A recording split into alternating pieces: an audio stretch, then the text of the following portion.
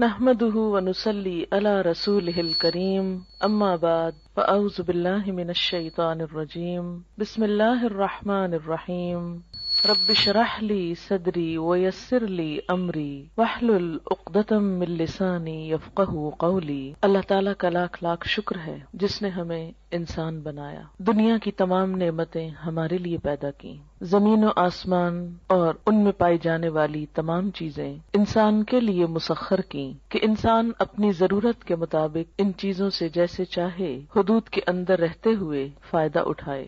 پھر اس کا ہم پر بہت بڑا احسان ہے کہ اس نے ہمیں مسلمان بنایا۔ مسلمان اس شخص کو کہتے ہیں جو دین اسلام پر ہو، اور اسلام کا معنی ہے پیس، امن۔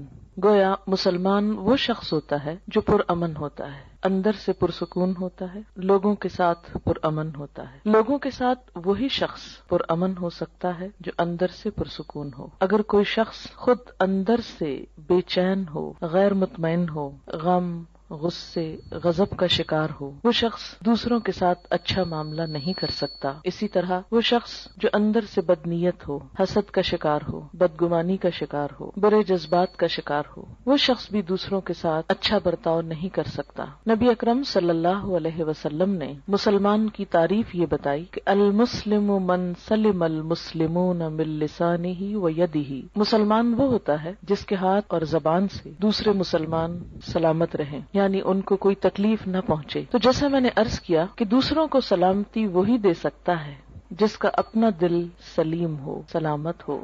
دل کی سلامتی، دل کا اطمینان اور دل کا سکون اللہ کے ذکر میں ہے۔ قرآن پاک میں اللہ تعالیٰ فرماتے ہیں الا بذکر اللہ تطمئن القلوب، خبردار اللہ کے ذکر ہی سے دل اطمینان پاتے ہیں۔ جب دل مطمئن ہو جائیں، پرسکون ہو جائیں، تو ایسے شخص کی گفتگو میں بھی ایک ٹھہراؤ آ جاتا ہے، پرسکون ہو جاتا ہے، پھر وہ دوسروں کے ساتھ معاملہ کرنے میں بھی پرامن رہتا ہے۔ اس کے لیے ضروری ہے کہ ہم سب اللہ کا ذکر کرنے والے ہوں، اللہ کو یاد کرنے والے ہوں، اللہ سے دعا کرنے والے ہوں۔ اسی وجہ سے آج کی اس شام چند دعاؤں کا انتخاب کیا گیا ہے جن کو ہم اگر اپنی زندگی کا حصہ بنا لیں تو لازمی طور پر ہمارا دل پرسکون ہو جائے گا، ہمارے حالات بہتر ہوں گے، اور یہ سب کچھ ہمیں دنیا میں بھی ایک اچھا انسان بننے میں مدد دے گا۔ اور دنیا میں اچھا انسان بننا اس لیے بھی ضروری ہے کہ یہ دنیا پرامن ہو اور اس کے نتیجے میں ہماری آخرت پھر خوشحال ہو۔ ہم سب جنت کی خواہش رکھتے ہیں، ہم سب جنت کے امیدوار ہیں، جنت کے انتظار میں ہیں، لیکن یاد رہے کہ جنت پرامن لوگوں کی بستی ہے۔ جنت میں وہی جا سکتا ہے جو یہ ثابت کرے کہ میں ایک پرامن انسان ہوں۔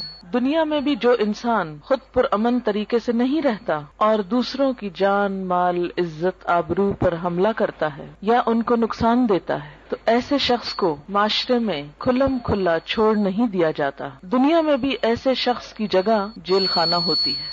ایسے لوگ جو معاشرے کا سکون برباد کریں، معاشرے میں بے چینی پیدا کرنے کا سبب ہوں، ان کو دنیا میں بھی پکڑ کر قید کر دیا جاتا ہے، اور اگر وہ دنیا کی قید سے بچ بھی جائیں، ان کا کوئی جرم ثابت نہ ہو سکے اور دنیا میں کوئی سزا نہ پا سکیں، تو آخرت میں ایسے لوگوں کے لیے پھر یقینی طور پر جیل خانہ ہے۔ اللہ کے جیل خانے کا نام جہنم ہے۔ وہ کون سی چیزیں ہیں جو انسان کو جہنم میں لے جاتی ہیں؟ ان میں انسان کی بری نیت سب سے پہلے آتی ہے۔ اگر کوئی شخص خانہ کعبہ کا طواف بھی کر رہا ہو لیکن اس کی نیت اللہ کو خوش کرنا نہیں، لوگوں کے سامنے اپنی نیکی کا پرچار، قد کے بارے میں کچھ اظہار خیال کیا کہ فلاں تو ٹھنگنی ہے، ٹھنگنی کہتے ہیں جس کا قد چھوٹا ہو۔ آپ صلی اللہ علیہ وسلم نے یہ لفظ سن لیا، آپ نے فرمایا تم نے اتنی سخت بات کی ہے کہ اگر اسے سمندر میں بھی ملا دیا جائے تو اس کا پانی بھی کڑوا ہو جائے۔ لیکن ہمارے عام طور پر ماحول میں اس قسم کے تبصرے کسی کے ناک پہ، کسی کے جسم پہ، کسی کے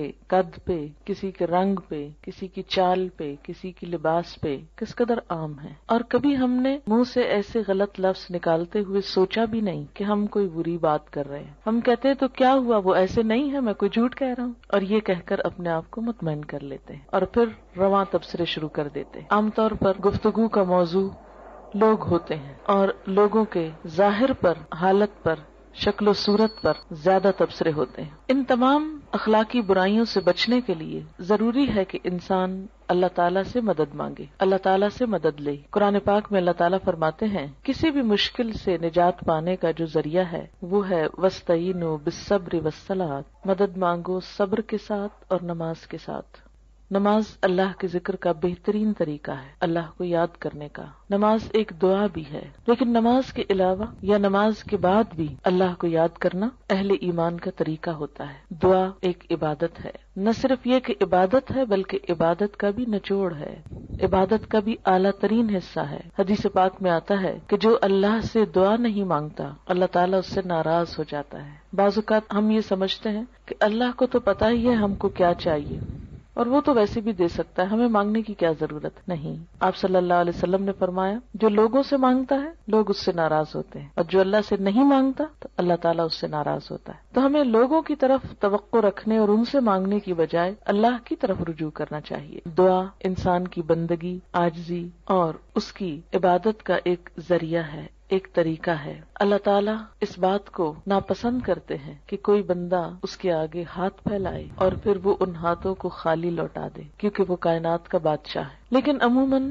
ہم دعا مانگنے میں کچھ ایسی غلطیاں کرتے ہیں کہ جن کی وجہ سے دعا قبول نہیں ہوتی. اس میں سب سے بڑی غلطی یہ ہوتی ہے کہ بسا اوقات ہم دعا تو مانگتے ہیں لیکن غفلت کے ساتھ توجہ نہیں کرتے، ہمیں یہ نہیں پتا ہوتا ہم مانگ کیا رہے ہیں. بعض اوقات کیا کرتے ہیں، کسی مشکل کے لیے وظیفہ تو پڑھتے رہتے ہیں، کوئی مخصوص آیت 1000 دفعہ پڑھ لی، 2000 دفعہ پڑھ لی، لیکن دعا نہیں مانگتے. ہم سمجھتے ہیں کہ صرف یہ آیت پڑھنے سے ہی کام ہو جائے گا. اس طرح ہم اپنے اوپر ایک ناروا بوجھ بھی ڈالتے ہیں اور دعا سے بھی محروم رہتے ہیں. بعض اوقات ایسی دعائیں مانگتے ہیں جو اس موقع کی مناسبت سے نہیں ہوتی. بعض اوقات ہم کچھ چیزیں تو مانگ لیتے ہیں روٹین میں یا رٹے رٹائے جملے بول دیتے ہیں لیکن ان کو محسوس نہیں کرتے. اور بعض چیزیں ہماری ضرورت کی ایسی ہوتی ہیں کہ جن کو مانگنے کا ہمیں سلیقہ ہی نہیں آتا کہ وہ بھی مانگنی چاہیے. اس لیے وہ تمام چیزیں ہم مانگیں جو نبی صلی اللہ علیہ وسلم نے مانگی. وہ کیوں، کس لیے؟ اس لیے کہ آپ ہمارے لیے ایک بہترین نمونہ تھے. آپ کی دعائیں بھی قبول ہوئیں، آپ کے مانگنے کا طریقہ بھی ہم سے زیادہ بہتر تھا،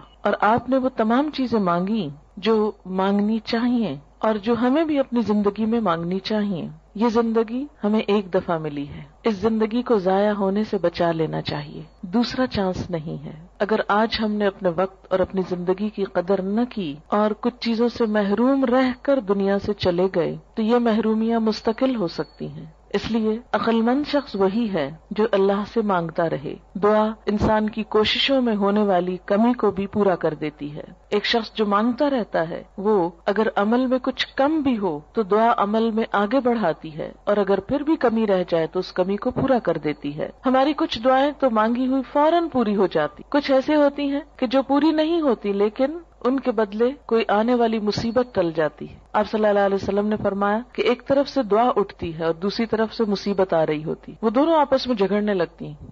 دعا مصیبت کو اوپر لے جاتی ہے کہ واپس جاؤ، اس بندے پہ نہیں آؤ، اور مصیبت اترنا چاہتی. پھر فرمایا جس میں زیادہ زور ہوتا ہے وہ دوسرے کو دبا لیتی. اگر دعا میں طاقت ہے، دعا میں قوت ہے، شوق ہے تو وہ مصیبت کو واپس لے جائے گی. اور اسی طرح اگر دعا پھیکی ہے، ڈھیلی ڈھالی ہے، یا مانگی نہیں یا پوری نہیں تو پھر مصیبت آ جاتی ہے. تو دعا کا ایک فائدہ کیا ہے؟ بسا اوقات وہی چیز مل جاتی جو ہم مانگ رہے ہوتے ہیں. بعض اوقات وہ تو نہیں ملتی، وہ جا رہی ہوتی ہے لیکن راستے میں وہ ایک آنے والی مصیبت کو واپس لے جاتی. مثلا انسان پہ کوئی بیماری آنے والی ہوتی اور انسان کو نہیں خبر کہ اس کے ساتھ یہ ہونے والا ہے. انسان کچھ اور مانگ رہا ہوتا ہے، مال مانگ رہا ہوتا ہے، اولاد مانگ رہا ہوتا ہے، گھر مانگ رہا ہوتا ہے، یا جو ہماری عام روزمرہ زندگی میں مانگنے کی چیزیں. اب اس کو وہ تو نہیں ملتا جو وہ مانگ رہا ہے، لیکن وہ مصیبت ٹل جاتی ہے جو آنے والی تھی، کیونکہ اگر وہ آ جاتی تو یہ مانگی ہوئی چیز ملنے کے باوجود وہ اس کی خوشی نہ دیکھ سکتا. مثلاً اگر ایک انسان کی موت آ رہی اور وہ زندگی نہیں مانگ رہا، وہ گھر مانگ رہا ہے، اگر اس کی دعا اسی طرح قبول کر لی جائے، اس کو ایک اچھا گھر مل جائے لیکن گھر ملتے ہی اس کی زندگی باقی نہ رہے، تو اس کو اس گھر کے ملنے کا کیا فائدہ ہوا؟ کوئی فائدہ نہیں، کیونکہ وہ تو زندہ ہی نہ رہا.